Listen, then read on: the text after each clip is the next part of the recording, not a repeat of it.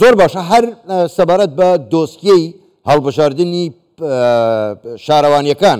لە تورکیا لەوێ دەمێنینەوە ئێمە میوانێکمان لەگەڵدایە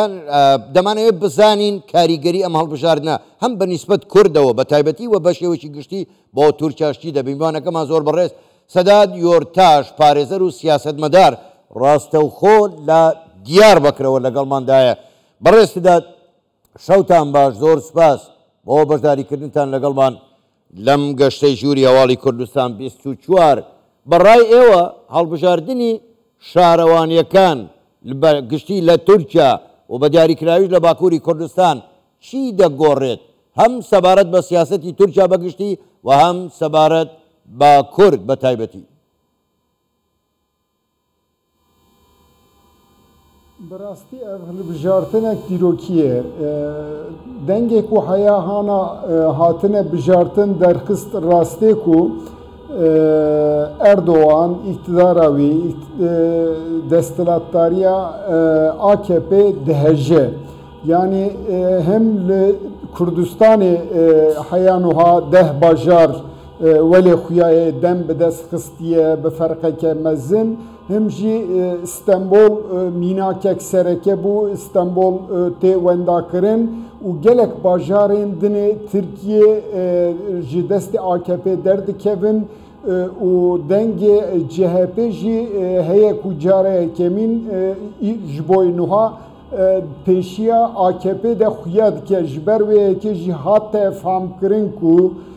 êdî dawiya desthilatdariya AKP xuya bû dikarin vê hevokê dayînin bigiştî. Baş.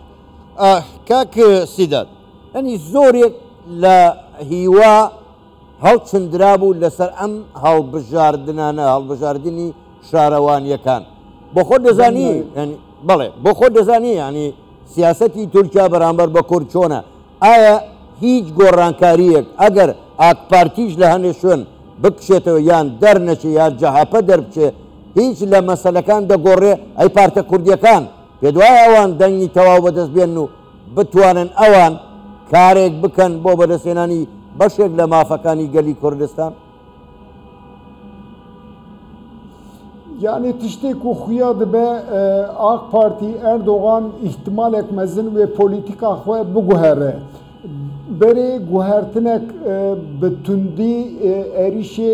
Kurda hatibû kirin de heftê Hezîranê de dema Selahattin Demirtaş de lê vê carê dîsa jî wê êrişê gelê bibîne ser Kurdistana Iraqê ser Kurdistana Sûriyê an wê politika xwe ji bingehîn biguherek ev ji îro ve nezelale lê hate xuyakirin ku bi dijminatiya Kurda bi dijberiya Kurda politika ku heye niha hatiye meşandin ji îro şûnda dê nikaribin bimeşînin ji ber vê yekê jî baweriya min di politika bingehîn da ger CHP jî ji vira şûn de pêş derkeve AKP jî bi vî halê xwe wê têkeve nava guhertinek mezin şert û merc û deng û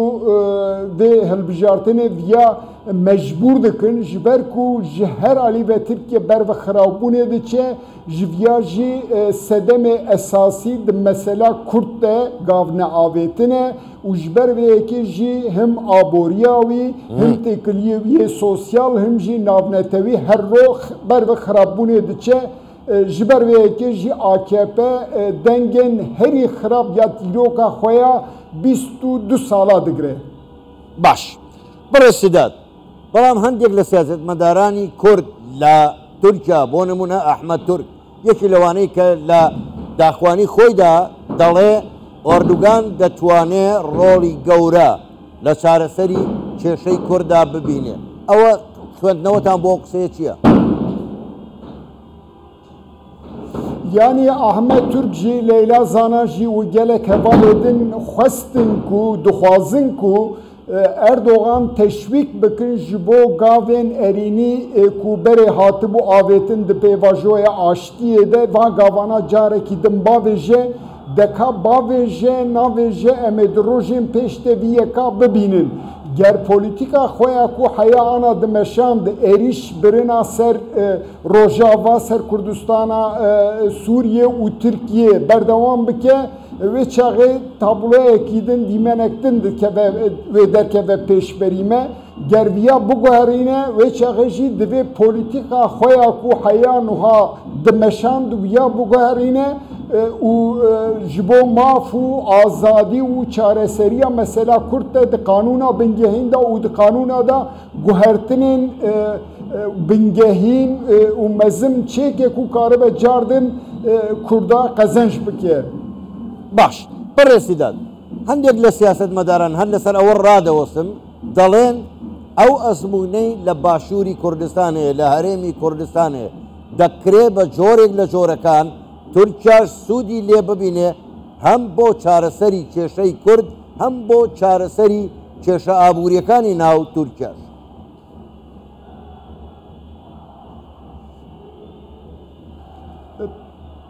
پرساوە من گشت نەبیست ببۆرن لێ تشتێک و مژێ فام کرد ترکیە دکارە پۆلیتیکا خۆی بگوهێرە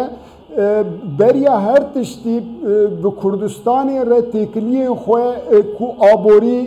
divyada pêş tê ye him ji alî neftê him ji alî gazê dikare nefekî mezin bibîne têkiliyek gelek xurt jî çê bike lê heya wiha ji ber ku digo pêşe roja me dikeve xeterê nedixwest bike ji îro şunda îhtimal heye ku bike ji bo vî jî gotina em bêjin Ahmet Türk û Leyla Zana teşvîk kirine ji bo ku rênîşandane xetmandina polîtika pêşî lêvekirine hêvî dikin ev mînakî hêviyê mirov dikare bêje lê her Kurd bi dengê xwe îspat kirin ku